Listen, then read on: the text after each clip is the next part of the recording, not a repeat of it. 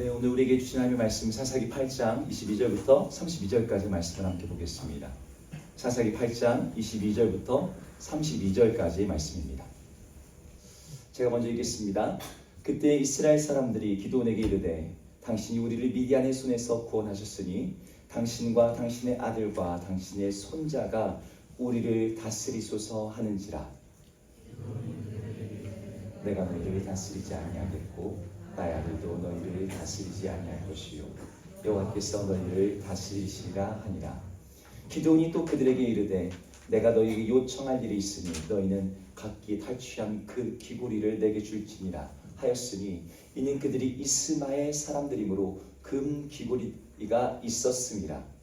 우리가 질문을 드리리라 하고 노트하고 각기 탈취한 귀고리를 그 가운데 던지니 기드온이 요청한 금 귀고리의 무게가 금 1700세겔이요 그 외에 또 초승달 장식들과 폐물과 미디안 왕들이 입었던 자색 의복과 또 그 외에 그들의 낙타목에 둘렀던 사슬이 있었더라. 기드온이 그 금으로 애굽 하나를 만들어 자기의 성 오보라에 두었더니 온 이스라엘이 그것을 음란하게 여김으로 그것이 기드온과 그의 집의 볼무가 되니라. 미디안이 이스라엘 자손 앞에 복종하여 다시는 그 머리를 대지 못하였으므로 기드온이 사는 40년 동안 그 땅이 평온하였더라. 돌아가서 자기 집에 거주하였는데 기드온이 아내가 많으므로 그의 몸에서 낳은 아들이 70명이었고 자기는 그의 첩도 아들을 낳았으므로 그 이름을 아비멜렉이라 하였더라. 같이 읽겠습니다. 요아스의 아들 기드온이 나이가 많아 죽음에 아비에셀 사람 오보라에 있는 그의 아버지 요아스의 묘실에 장사되었더라. 아멘. 할렐루야. 할렐루야. 네, 오늘 예배 가운데 오신 여러분들 주 이름으로 환영하고 축복합니다. 오늘 이제 기드온 시리즈 마지막 시간입니다. 벌써 사사기에 나오는 기드온 이야기를 가지고 10번째 설교를 하게 돼요. 오늘이 마지막 시간인데요. 오늘 마지막 시간 제목이 하나님께서 다스리시게 하라입니다. 하나님께서 다스리시게 하라. 여러분 지난 10주 동안 여러분 기드온 말씀을 여러분 들으면서 여러분 개인적으로 여러 가지 생각들을 했을 겁니다. 기드온이라는 한 사람에게 찾아오셨던 그 하나님, 그에게 말씀하셨던 하나님, 겁쟁이였던 기드온에게 용기를 주시고 그의 의심을 확신으로 바꿔주시고 그의 절망을 소망으로 일으켜주시고 그래서 그로 하여금 이스라엘 역사 속에 이런 일이 없었던 위대한 승리를 거두게 하셨던 그 하나님. 기도는 그 모든 과정에서 점점 하나님을 신뢰하고 믿는 사람으로 변해가는 모습을 우리는 기도원 이야기에서 보았어요. 하나님을 의심하고 불신하고 하나님이 없다고 있어도 우리를 버렸다고 했던 기도원이 이제 나중에는 하나님께서 아무것도 없는 그 자리에서 하나님의 칼이 나타난다고. 여호와의 칼이 이 가운데서 너희를 칠 거라고. 그랬더니 적군의 칼이 다 하나님의 칼로 바뀌는 걸 보았죠. 그런데 여러분 이 이야기의 오늘 마지막 시간인데 여러분 어떤 사람의 이야기든 여러분 엔딩이 제일 중요하죠. 엔딩. 마지막이 제일 중요합니다. 끝 마무리를 어떻게 하냐에 따라서 그 사람의 평가가 완전히 다 달라지게 해요. 예를 들면 우리나라 대통령 중에 정말 존경받는 대통령 중에 한 사람이 박정희 대통령이에요. 그분이 한 일이 굉장히 좋은 일이 많습니다. 근데 그분이 말년에 가면서 독재로 이어졌어요. 그것이 그분에 대한 평가를 굉장히 많이 낮췄죠. 여러분 생각하는 좋은 분들 누가 있을까요? 여러분 그 사람들의 인생의 마무리. 이번 주에 제게 굉장히 슬픈 일 하나 있었습니다. 제가 좋아하는 배우가 스스로 목숨을 끊었어요. 제 인생 최고의 드라마라고 꼭 내가 정말 우리 청년들에게 셀 수 없이 사랑했던 우리 교회 맞은편에서 찍었던 그 드라마 나의 아저씨의 주인공. 네. 제가 그 배우를 너무 좋아하고 그 배우를 너무 좋아했는데 너무 안타깝더라고요. 아카데미상을 수상하고 국민 배우라는 호칭도 들었고 수많은 영화와 드라마의 주연이 되었고 그 인생이 정말 빛나는 순간들이 많았지만 그의 마지막이 너무 안타까웠어요. 그래서 보통 성경은 보통 finish well이라고 하는 finish 마지막을 well 잘 끝내는 것 이걸 굉장하게 중요하게 여깁니다. 마지막 결승점을 어떻게 통과하냐는 거죠. 믿음의 경주를 어떻게 완주하냐는 거죠. 오늘 기도원 이야기 마지막 부분에서 여러분들이 이 부분에 대한 좀 도전을 받았으면 좋겠어요. 여러분 이제 미디안 전쟁이 끝났습니다. 전쟁이 끝나면 보통 뭐라 할까요? 전쟁이 끝나면 뭐 할까요? 우리 군인이 여기 한 분 계시니까. 네, 전쟁 끝나면 뭐 합니까? 모르겠습니까? 네. 전쟁이 끝나면 보통 이 전쟁에서 누가 공을 많이 기울였는지 전쟁에서 많은 전공을 했는지 거기에 대한 농공 행사를 하게 돼요. 그러니까 이 사람이 공로가 많다 그러면 그 사람에게 많은 전리품을 주는 거죠. 많은 영광을 주는 거죠. 여러분 이 미디안과의 전쟁에서 거의 모든 일의 주력은 기드온이었어요. 기드온이 군사들을 모았고요. 기드온이 군사를 선별했고 기드온이 작전을 수립했고 기드온이 전쟁을 지휘했습니다. 기드온이 추격을 진행했어요. 그리고 기드온이 두 왕의 목을 베었습니다. 전쟁이 마치고 전리품을 챙겨서 돌아왔을 때 이스라엘 사람들이 정말 이 퍼레이드 수많은 사람들 모여서 이 기드온을 맞이하는 거예요. 맞이할 때 기드온이 몰려들어서 이렇게 얘기하는 겁니다. 우리 22절 한번 같이 읽어볼까요? 우리 화면에 한번 보여주세요. 22절입니다. 읽을게요. 시작. 그때 이스라엘 사람들이 기드온에게 이르되 당신이 우리를 미디안의 손에서 구원하셨으니 당신과 당신의 아들과 당신의 손자가 우리를 다스리소서 하는지라. 아멘. 이 말이 무슨 뜻이냐? 당신이 그리고 당신의 아들이 당신의 손자가 우리를 다스리소서. 지금 기드온에게 왕이 되어 주십시오라고 말하는 거예요. 그것도 그냥 당신만 왕이 되는 정도가 아니라 당신의 아들도 당신의 손자도 왕이 되어 우리를 다스리게 해주십시오. 이거 무슨 말이에요? 대를 이어서 왕이 되는 것. 뭐죠? 왕조, 다이너스티. 기드온 왕조를 설립하라고 말하는 거예요. 혈통의 근거에서 혈통에 따라서 계승되는 왕권을 내가 인정하겠다. 그만큼 이스라엘 백성들이 이 기드온에게 완벽하게 그냥 매료됐어요. 완벽하게 빠졌어요. 기드온이 이번 전쟁에서 보여준 이 모습은 가히 전설적이었거든요. 이스라엘에 이처럼 불세출의 영웅 같은 사람이 이 난세에 등장할 것이라고 아무도 기대하지 못했는데 겨우 300명으로 미디안 13만 5천 명을 그것도 그냥 한번 몰아낸 게 아니라 그 사람들을 추격해서 15,000명이 됐는데 계속 추격해 가더니만 기드온 두 왕의 목을 기어이 베어가지고 왔어. 이스라엘 마음속에 정말 어마어마한 감격이 있지 않았겠습니까? 제가 2002년도 월드컵 여러분에게 너무 그런 일이 있었나 어찌지 모르겠는데 제가 대학생 때 2002년 월드컵이 있었어요. 그때 히딩크 감독이 한국 국가대표팀을 인도하는데 진짜 거짓말 조금 못해서 히딩크가 국적 바꿔서 대통령 선거 나왔으면 대통령 됐어. 그때 느낌이 그 정도로 전국적인 열망이 있었습니다. 기드온이요 그에 못지 않았던 거예요. 모든 이스라엘 사람들은 기드온이 그들이 꿈꾸던 왕의 모습이라고 생각했어요. 저 사람이 왕이 된다면 우리를 이 이민족의 어떤 공격에서부터 그리고 우리를 안전하게 지켜줄 뿐만 아니라 우리가 정말 위대한 나라가 될 수 있을 거야. 그런 꿈을 꾸리라는 것이죠. 그런데 여기서 문제가 하나 있습니다. 여러분 이 전쟁을 누가 이끌었습니까? 누가 이끌었을까요? 여러분 답을 잘 모르겠으면 대부분 정답은 하나님이에요. 교회에서 웬만한 답은 정답은 하나님, 예수님, 성령님입니다.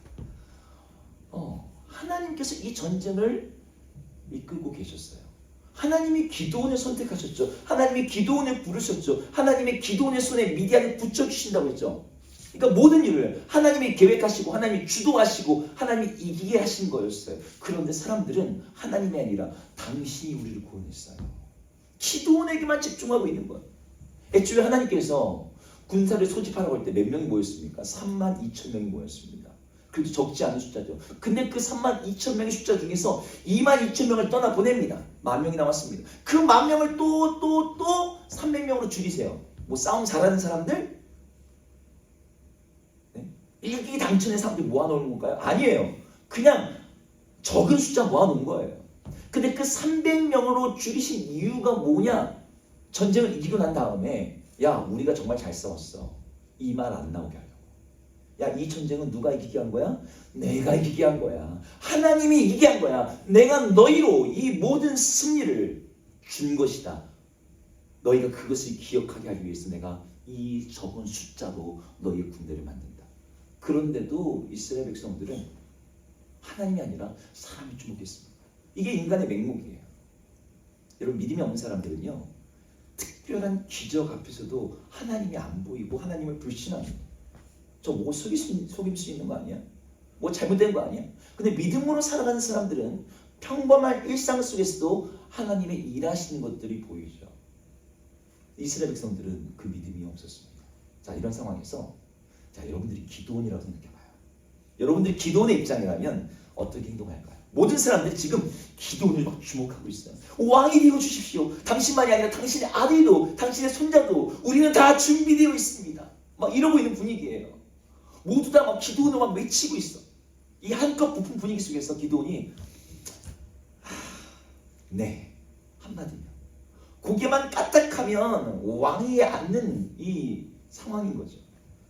기드온은 이제 이스라엘의 구원자, 이스라엘 전설적인 사사, 이런 명예직을 넘어서 실질적인 힘과 권력을 가진 왕이 될 수 있는 순간이었어요.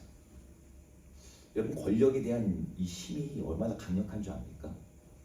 여러분들이 생각하는 강력한 일상의 힘이 뭐가 있을까요? 뭐 전자기력 이런 거 말고, 이런 물리학적인 거 말고, 여러분, 우리에게 발휘하는 힘 중에 정말 강력한 거, 돈의 힘, 금권 강하죠. 성적인 거 강하죠. 쾌락, 즐거움의 힘, 맛집. 요즘에는 쇼핑하러 안 가고 맛집 때문에 쇼핑하러 가죠. 근데 모든 심리학자들이나 모든 사람들이 가장 강력한, 인간에게 가장 강력하게 작동한 힘이 뭐라고 얘기하냐면요, 권력욕이라고 해요. 여러분 때는 아니, 나한테 무슨 권력욕이, 나는 그런 거 상관없는데, 나는 그런 거 없는데 라고 하지만 여러분, 권력욕이 가장 강력합니다. 권력욕은요, 이런 거예요. 사람 중독시킵니다. 이성을 잃게 만들어요. 이건 절대 반지와 같아요. 여러분, 반지의 제왕에 나오는 절대 반지 뭔지 알죠? 이거 없애야 돼. 근데 내가 키면 잘할 수 있을 것 같은데, 그 마음이 들어요. 여러분, 권력욕을 다른 말로 하면 이런 거예요. 지배력, 통제력, 장악력, 내가 신이 된 듯한 느낌. 여러분, 우리 모두가 그걸 원해요. 여러분, 근데 그런 걸 원하는 상황에서 기드온은 차마 내가 왕이 되겠다라는 말을 못 하겠는 거야. 야, 아니야, 나는 왕이 되지 않을 거야. 난 다스리지 않을 거야. 왜 그랬을까요? 기드온이 절제를 대단해서 그랬을까요? 기드온이요, 알았던 거예요. 이 모든 일의 진짜 전공의 주인이 누군지 하나님이란 걸 알았거든요. 자기는 이 전쟁에 나설 생각이 없었어요. 전쟁에 이길 것이라는 생각도 안 했어요. 전쟁에 나서가지고 내가 왕을 갖다 추격할 생각도 못했어요. 용기 없던 자신에게, 의심하던 자신에게, 주저하던 자신에게 하나님이 오셔서 담대함을 주시고 확신을 주시고 믿음을 넣어주신 거죠. 밥상을 다 차려놓으셨어요. 밥상만 차려놓으신 게 아니라 숟가락으로 떠서 먹여주셨어. 그냥 입에다가. 자기는 그냥 먹은 거야. 그러니 이 모든 게 누구의 역할이야? 하나님께서 하신 거죠. 하나님께서 이 모든 구원을 하셨어. 그래서 기드온은 이렇게 얘기합니다. 하나님께서 다스려야 된다고. 우리 23절 한번 읽어볼까요? 그래도 기드온의 말투로 한번 읽어보겠습니다. 23절 읽겠습니다. 시작. 기드온이 그들에게 이르되 내가 너희를 다스리지 아니하겠고 나의 아들도 너희를 다스리지 아니할 것이요. 누가? 여호와께서 너희를 다스리시라 하니라. 아멘. 이게 기드온의 대답이었어요. 이 기드온의 거절이 정말 엄청난 거절입니다. 이 권력의 힘 앞에서 사람이 다 마비되거든요. 이성이 마비돼요. 여러분, 안 그럴 것 같죠? 마비됩니다. 자기가 그냥 수락만 하면 되는데 그걸 거절했어요. 너무나 대단한 모습이에요. 그런데 여기에는 정말 안타까운 반전이 숨겨져 있었습니다. 기드온이 한 대답, 이건 교과서적인 정답이었지만 그 속사정이 달랐다는 거예요. 뭐가 속사정이 다르냐? 왕위는 거절했는데 왕의 칭으로 거절했는데 왕자에 앉지 않았지만 실제로 기드온은 왕 같은 삶을 살았다는 게 문제입니다. 오늘 본문에 그 모습이 너무나 많이 나와요. 왕처럼 행동하는 모습이. 여러분들 읽을 때는 그냥 넘어갈지 모르지만 오늘 본문 안에요. 기드온이 완전 왕입니다. 24절부터 한번 읽어볼까요? 네 가지만 오늘, 아니 네 가지, 다섯 가지? 네 가지만 볼게요. 시간 관계상. 24절 한번 읽어볼게요. 읽겠습니다. 시작! 기드온이 또 그들에게 이르되 내가 너희에게 요청할 일이 있으니 너희는 각기 탈취한 금고리를 내게 줄지니라 하였으니 이는 그들이 이스마엘 사람이므로 금 귀고리가 있었습니다. 나 왕이 안 될 거야. 근데 왕이 안 될 거야 라고 한 다음에 한 말이 뭐냐면 야 근데 야 너 어차피 나 왕 시키려고 했잖아. 근데 왕은 좀 그렇고 그냥 너네 그 전쟁하면서 적군의 귀에서 귀고리 빼앗잖아. 이스마엘 사람들은 귀고리를 하는 거예요. 남자들이. 이게 그들의 어떤 성인의 표시인 것 같아요.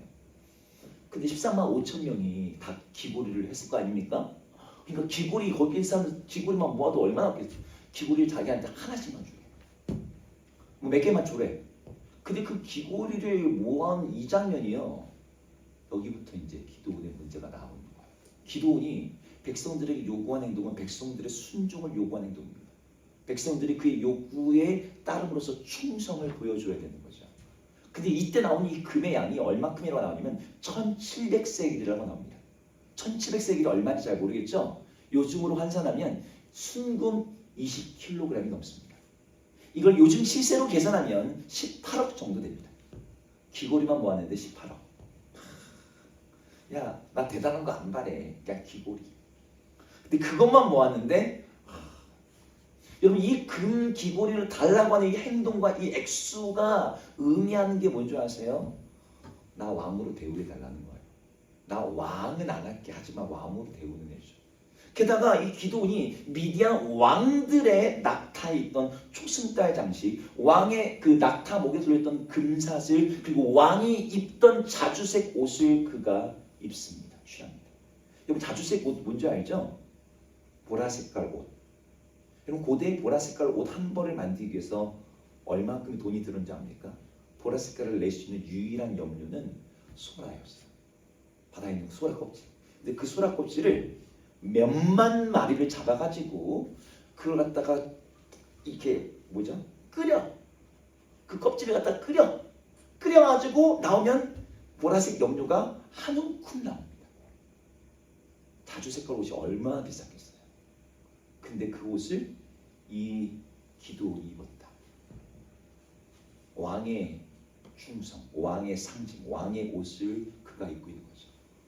그런데 그가 한 두 번째 행동은요, 이제 더 노골적이 되기 시작합니다. 27절 읽어볼게요. 그렇게 김구기를 모았어요. 금 귀고리 모은 다음에 27절에서 뭘 했느냐? 읽겠습니다. 시작. 기드온이 그 금으로 에봇 하나를 만들어 자기의 성읍 오브라에 두었더니 온 이스라엘이 그것을 음란하게 위함으로 그것이 기드온과 그의 집에 올무가 되니라. 기드온이 그거 가지고 에봇을 만들었습니다. 에봇은 원래는 대제사장이 입는 일종의 조끼 같은 거예요. 대제사장이 입는 조끼, 에봇에는요 12개의 보석이 적혀 있습니다. 거기에는 이스라엘 12지파 이름이 기록되어 있어요.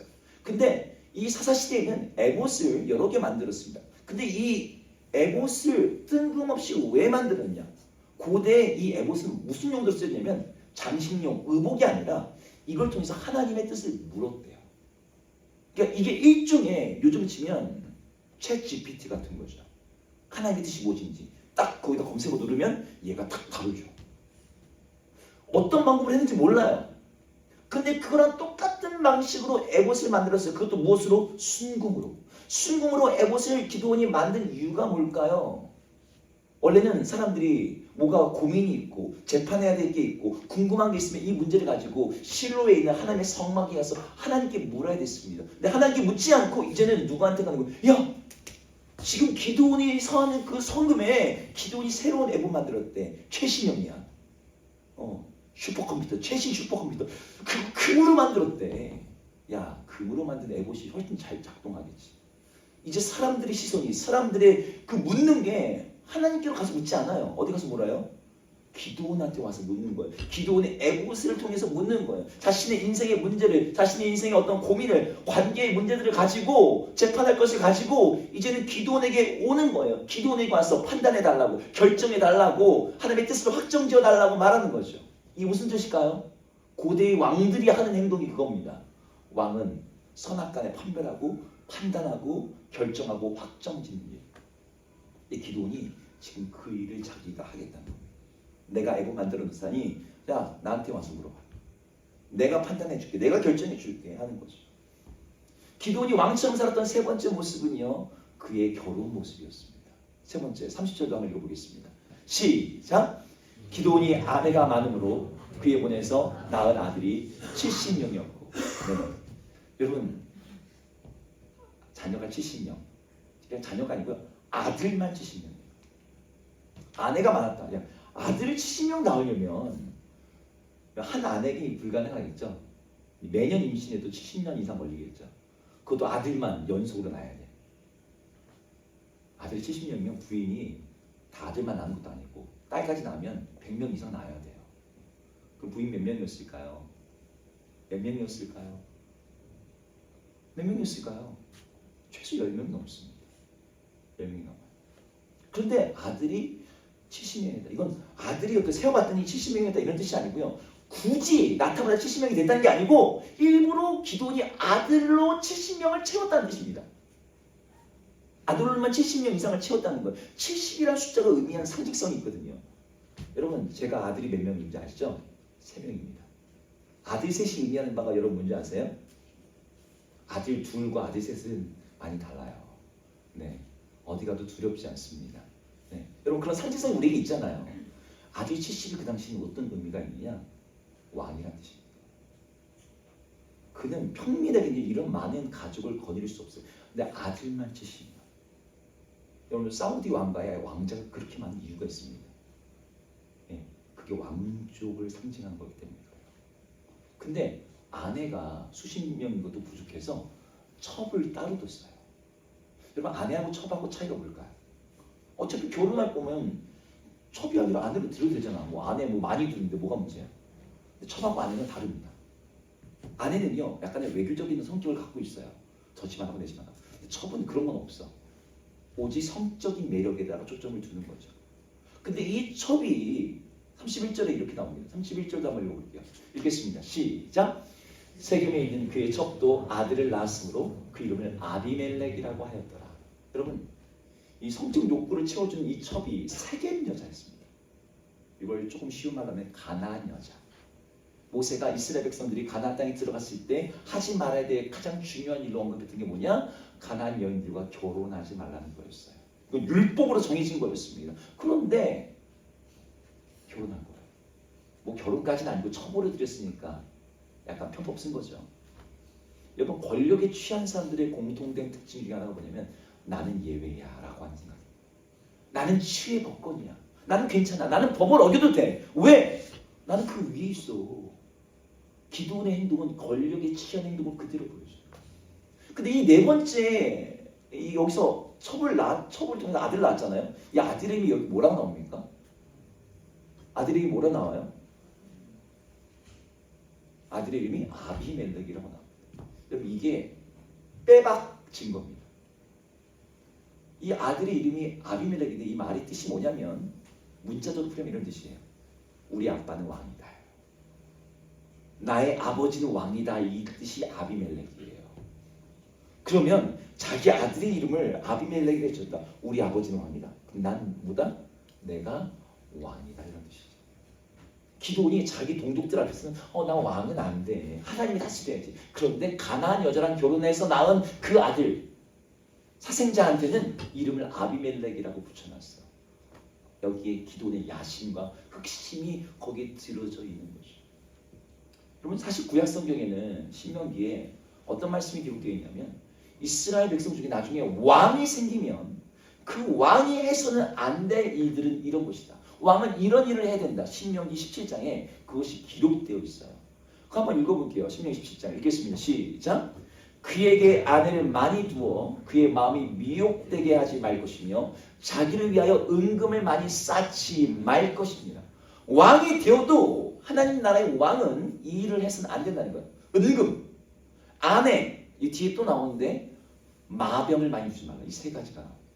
대신에 뭘 해야 되면 하나님의 율법을 집중해서 그것을 주야로 읽어라. 그것이 하나님 백성의 왕의 특징이다. 그런데 기도는 입으로는 왕이 안 되겠다고 말하면서도 왕이 돼서도 하면 안 되는 그 일을 버젓이 왕 이상으로 하고 있었던 거죠. 아님도 많이 두고 은금도 많이 쌓고 율법이 금지하고 있는 가나안 여인과 결혼하고. 여러분, 이게 가나안 이 기도원 이야기의 엔딩입니다. 여러분, 이 엔딩 보면서 어떤 생각이 듭니까? 여러분, 어떤 생각이 들어요? 아, 기도원이 될 수 없구나, 안타깝구나, 뭐 여러 가지 생각이 들 수 있습니다. 근데 저는 이 엔딩을 볼 때 어떤 생각이 드냐면, 이 기도원의 씁쓸한 엔딩이 이 시대의 많은 그리스도의 모습하고 너무 비슷하다는 생각을 해요. 한번 생각을 해볼까요? 승영? 한번 생각을 해봅시다.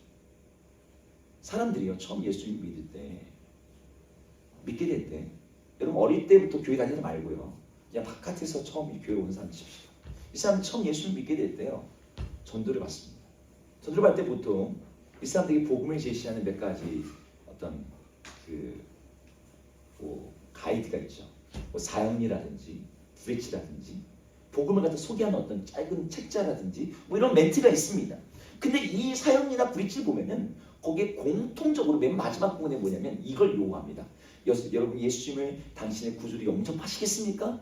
아, 네, 영접하겠습니다. 영접 기도문을 갖다가 같이 읽죠. 예수님을 나의 구주로 영접하겠습니다. 이제 당신의 죄는 사함 받았습니다. 근데 그 다음 장에 딱 넘어갔더니 이상한 그림 하나 있어요. 의자 그림이 하나 딱 있습니다. 원래는 예수 믿기 전에는 의자 위에 누가 있었어? 내가 있었어. 그러니까 내가 내 인생의 주인이었고 내가 내 인생의 왕이었는데, 이제 예수님을 믿게 된 당신은 그 의자 위에서 내려와서 그 의자에 예수님이 앉게 되고 당신은 그 발 앞에 있어야 됩니다. 예수님이 당신의 왕이 되십니다. 그럼 예수를 믿는다는 것은 무슨 뜻이냐? 예수님이 나의 구원해 주시는 분이라고 믿는 동시에 그는 나의 왕으로 영접한다는 뜻이라는 거예요. 여러분, 이 의자의 비유와 여러분 모든 복음의 제시는 예수님이 당신의 왕임을 인정합니까? 당신은 그분의 백성이 될 것을 갖다가 서약합니까? 이 내용이 반드시 들어가게 되어 있습니다. 이게 예수를 믿는다는 것의 뜻이에요. 제가 여러분들에게 정말 예수님을 믿으십니까? 라고 물으면 여러분 대부분은 네 라고 대답할 겁니다. 근데 제가 좀 질문을 바꾼다면 어떨까요? 예수님이 정말 여러분들에게 왕이십니까? 예수님이 정말 여러분의 삶의 왕이냐는 거예요. 우리가 겉으로는 예스 할 수 있어요. 기도원처럼요. 나 왕 안 될 거야. 하나님께서 너희들을 다스리실 거야. 라고 말하지만 실제 기도원의 삶에는 자기가 왕처럼 산 친구들이 너무나 많았거든요. 왕의 행동, 왕의 결정권, 왕의 상징, 내가 왕이라는 그 표현과 언어와 행동들이 그의 결혼 생활로, 그의 자녀들로 그의 핵심을 가릴 수 없는 수많은 증거들이 넘쳐난단 말이죠. 여러분, 우리 자신 한번 살짝 한번 돌아보자는 거예요. 여러분, 정말 하나님의 백성이라고 예수님을 나의 왕으로 믿고 그분을 영접했다라고 말한다면 여러분들이 한번, 여러분 정말 여러분의 인생에서 하나님의 왕이신지를 물어봐야 돼요. 하나님의 왕이시라면 여러분들은 어떻게 행동을 하게 될까요? 하나님께 묻게 되겠죠. 하나님께 엎드리겠죠. 하나님의 뜻이 이루어지도록 그분에게 순종하겠죠. 그분에게 나의 인생의 결정권을 맡기겠죠. 왜요? 그분이 왕이니까요. 근데 이 시대에 많은 너무 그리스도인들이 그 과정을 패스해버려요. 번거롭게, 수고롭게. 굳이 귀찮게 그걸 다 하나님께 뭐 묻고 있어. 하나님, 결정은 제가 할게요. 그러니 하나님 보시다가 필요하면 좀 도와주세요. 내가 왕할게요. 우리 하나님은 졸은 좀 그렇고 옆에 있는 차, 마, 상 뭐 이런 것 좀 해주세요. 우리는 스스로 묻고 스스로 생각하고 스스로 결정합니다. 여러분, 세상에서 이걸 독립적 사고라고 주체적 사고라고 말하지만 사실은 내가 왕이란 뜻이에요. 내 판단, 내 결정, 내 의지가 내 삶을 지배한다는 것이 내가 내 인생의 왕이란 뜻입니다. 기도는요 공식적인 타이틀만 없었지 왕처럼 살았고 왕의 삶을 추구했고 그 길을 걸어갔습니다. 근데 우리도 그런 삶 사실 원하고 있어요.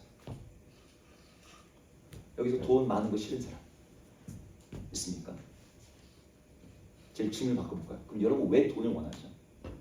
왜 돈이 많으면 좋을 것 같아요?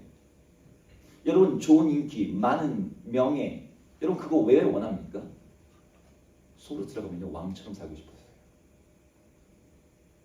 나를 억압하고 얽매이고 나의 어떤 수많은 제한이 되는 것들이 돈이 그 제한을 풀어주거든요. 먹고 싶은 거 먹으면 돼. 가고 싶으면 가면 돼. 사고 싶으면 사면 돼. 이 시대의 왕이죠 그게. 인간에게 그런 욕구가 있어요. 누가 가르쳐주지 않아도 아이들은 동산에 올라가면 우리 애들이 내가 무덤에 올라가서 그거 하는 거 보고 깜짝 놀랐어요. 내가 왕이다. 아니 초등학교 2학년 3학년 애들이 막 무덤 같은 데 막 올라가고 칼싸움하면서 놀다가 내가 왕이다 그걸 하고 있어요. 걔네가 사극을 봤습니까? 뭘 봤습니까? 근데 여러분 여기서 주목할 건요. 왕이 되고 싶은 이 마음이 문제는 아니라는 거예요. 애초에 하나님은 우리를 그렇게 만드셨거든요. 디자인할 때부터. 여러분 첫 번째 사람 아담을 지으실 때요. 아담이 하나님께서 지으신 세계에서 유일하게 하나님의 형상으로 지음받은 존재였습니다. 그가 이 에덴 동산을 갖다가 지키고 다스렸어요. 그가 에덴 동산의 모든 동물들의 이름을 지었습니다. 여러분 이 행동들은요. 왕이란 뜻이에요. 아담이 에덴을 다스렸어요. 아담이 에덴을 갖다가 지켰어요. 아담의 실패가 에덴의 몰락으로 이어집니다. 그렇게 왕으로서 아담은 피조 세계에 담겨진 하나님의 잠재력을 최대화시키는 것. 그것이 아담에게 주어진 임무이자 왕으로서의 통치 행위였어요. 그런데 여기는 한 가지 조건이 있었죠. 그 왕권을 주신 분, 그 왕의 통치권을 허락하신 그 하나님과의 인격적인 관계, 신뢰의 관계, 그분과의 올바른 관계에서만 이 왕권이 행사될 수가 있었는데 아담이 하나님께 범죄합니다. 하나님의 뜻을 갖다 어겨요. 뱀이 아담한테 얘기하는 거예요. 야, 너 굳이 왜 그래? 하나님 먹지 말라고 그랬어. 먹으면 죽는데? 안 죽어, 안 죽어. 야, 먹으면 오히려 하나님처럼 돼. 야, 너 언제까지 하나님 말 듣고 살 거야? 네가 선악을 스스로 판단할 수 있어야지. 네가 왕이 돼야지. 유일무이한 독립적인 그런 왕이 되라고 유혹할 때 아담이 거기에 넘어갑니다. 그 다음에 이 모든 인간에게 죄가 들어왔어요. 여러분 죄의 특징이 뭔지 압니까? 죄의 특징은 한마디로 하면 자기중심성입니다. 자기중심의 본질은요. 자기를 왕으로 삼는다는 거예요.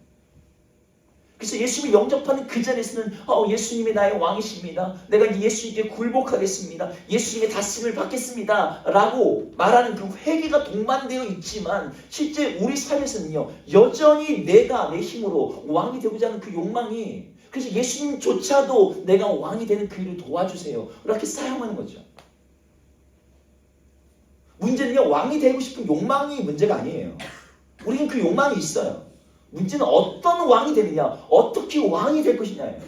세상의 모든 사람들은 내가 왕이다라고 말하면서 왕처럼 살려고 권력을 탐하고 통제력과 지배력을 높이고 돈과 힘과 세상의 많은 것들을 가지고서 내가 왕이 되고자 그것들을 사용하지만 하나님의 백성들은요. 전혀 다른 방식으로 왕이 되고자 합니다. 어떻게 해요? 진짜 왕, 만왕의 왕, 그분에게 엎드림으로, 그분에게 물음으로, 그분에게 순종함으로, 그분의 권위에 복종함으로 그분이 부여하신 그 권위와 힘과 능력과 사랑을 힘입어서 세상의 왕들과는 다른 종류의 다스림, 다른 통치권 그걸 우리 삶 가운데 드러내는 것. 이것이 하나님께서 우리에게 부르신 왕의 모습입니다. 여러분 한 나라가 어떤 왕이 다스리면서 그 나라의 모습이 달라집니다. 우리나라 대통령 바뀔 때마다 나라의 모습이 바뀌어요. 이 지도자의 중요성은 세상 나라의 역사들이 증명되고 있습니다. 베네수엘라, 아르헨티나, 이란, 북한 이 나라를 보세요. 1970년대, 80년대까지만 해도 우리보다 훨씬 잘 살았어요. 북한만 해도 그래요. 제가 탈북자 목사님 몇 분 알거든요. 80년대 초반에 제가 고무신 신고 저는 섬에 살았거든요. 고무신 신었어요. 제가 있던 섬에는 전기가 안 들어왔습니다. 제가 이런 얘기하면 무슨 그 원시시대 사람이라고 생각하는데 여러분 차이 얼마 안 납니다. 근데 저보다 나이가 많으신 북한에서 내려오신 탈북자 목사님인데 자기는 고무신 한 번도 신은 적이 없대요. 자기 그 나이 때문에 나라에서 간식이 맨날 나왔대. 북한이 80년대 초반까지는 우리나라가 잘 살았습니다. 아르헨티나 세계 선진국 5위였어요. 여러분 그 나라들이 어떻게 됐습니까? 그 나라가 세력되는데 여러 가지 이유가 있었겠지만 가장 중요한 이유는 잘못된 지도자를 만난 게 있었죠. 여러분의 인생은 어떨까요? 많은 사람들이요, 내가 왕이 되면서 내가 내 인생을 스스로 경영하면서 하나님 도와주세요 라고 합니다. 하나님 내가 내 인생 잘 만들어 볼게요. 내가 잘 경영해 볼게요. 나도 멋진 인생 한번 살아볼게요. 근데 그 질문에는 기본적으로 이 전제에 오류가 있어요. 지도자가 잘못되어 있는데 자원이 많으면 뭐하냐고. 하나님 부어주시면 뭐하냐고. 베네수엘라 세계 제1의 산유국이잖아요. 석유가 제일 많대. 근데 세상 최빈공국이 되어버렸어. 자원이 문제입니까? 아니죠. 여러분 인생에 뭐가 부족하다고 하나님 것 좀 채워주세요. 부어주세요. 그게 문제가 아니에요. 진짜 문제는 내 삶을 누가 다스리고 있느냐가 문제인 거죠. 성경에서의 통치권, 성경에서 경영하다 이런 단어는요, 이런 뜻입니다. 한 존재의 모든 잠재력을 최상의 상태로 끌어낸다는 뜻이에요. 이게 다스린다는 말의 뜻입니다. 근데 여러분들은 여러분 안에 있는 잠재력이 뭔지 압니까? 그 잠재력을 이끌어낼 수 있습니까? 여러분의 지성, 여러분의 경험, 여러분의 감정, 여러분의 육체 속에 담겨져 있는 그 잠재력을 온전히 발휘하게 할 수 있는 그 힘을 누가 끌어냅니까? 여러분 주변 사람이 뭔가, 아니면 TV 프로그램이, 다큐멘터리가, 아니면 좋은 에세이가 나한테 감동을 줘서 그래 내가 이렇게 살아야지. 여러분 그래가지고 여러분의 인생이 막 그렇게 자극받아가지고 그게 막 끌어집니까? 여러분 내가 나를 다스린다는 일종의 허상이에요. 여러분들이 내 스스로 내 인생을 다스리고 있고 경영하고 있다고 생각할지 모르겠지만 사실은 세상에 주입한 욕망이, 세상에서 떠들고 있는 유행이, 이 시대의 정신이 여러분들의 머릿속에 딱 들어가지고 야 이게 행복이야, 이게 자유야, 이게 너를 이끌 거야 뭐 이러면서 여러분들에게 막 마음을 받다가 막 부추기죠. 그러면서 여러분들 속에 있는 진짜 잠재력을 허비하고 낭비하고 소진시켜버려요. 뭐가 문제인 거예요? 내 인생의 컨트롤 타워가 누군지가 문제인 거예요. 내가 내 인생의 왕이 되려고 하는 이걸 놓지 못한 상태에서 신앙생활하는 거, 하나님께 나와서 기도하는 거, 엄발이 오줌 느낍니다. 임기의 음반밖에 안 돼요. 우리가 하나님이 다스림 속에 들어가야 돼요. 나를 부추기면서 야 네가 네 인생 다스려, 네가 네 인생의 왕이 돼. 여러분 디즈니 영화 볼 때마다 그런 메시지가 가득하잖아요. 볼 때는 얼마나 감동적이에요. 노래도 감동적이고 거기 나온 주인공 감동적이고. 그런데 그 감동이 사실 우리의 잠재력을 진짜 일깨울 수 있는 분은 하나님이신데 하나님을 싹 지워버리고 인본주의적으로 야 네가 네 인생의 주인이 돼야지. 끊임없이 말을 하는데 여러분 그 엔딩이 어떨까요? 여러분 기도니 엔딩이 어떤지 아십니까? 기도니 엔딩이 35절에 나오는데 여러분 읽지는 않았지만 35절 잠깐 보여줄 수 있습니까? 읽어볼게요. 읽겠습니다. 시작. 또 여룻바알이라는 기도원이 이스라엘에게 베푼 모든 은혜를 따라 그의 집을 후대하지도 아니하였더라. 기도원이요 자기 스스로 왕이 되려고 했습니다. 왕이 호칭만 안 가졌지 권력과 부와 많은 자녀를 통해서 하나님과 상관없는 왕이 되려고 했어요. 근데 기도원이 죽고 났을 때 아무도 기도원의 집안을 신경도 안 써요. 대우해 주지 않아요. 그 이름은 지워져 버립니다. 기도원의 아들이 했던, 우리 아버지는 왕이다 했던 아비멜렉이 어떤 일을 하는 줄 압니까? 기도원이 낳았던 그 수많은 70명의 자녀를 다 죽입니다. 기도원의 배다른 자식이 기도원의 정실 자식 70명을 죽여요. 그리고 이 사람이 역사사가 돼요. 이스라엘을 공격하는 자가 됩니다. 말씀하실게요. 여러분들은 어떤 인생을 살고 싶습니까? 여러분 어떤 엔딩을 꿈꾸고 있습니까? 나랑 엔딩은 너무 거리가 먼 단어예요. 금방이에요. 나 고등학교 졸업한 지 엊그제 같아요. 제 친구들이랑 30살 됐을 때 우리가 30이라니 결혼 한 판이라니 막 그러면서 얘기했던 게 진짜 엊그제 같아요. 저 내일 모레 50이에요.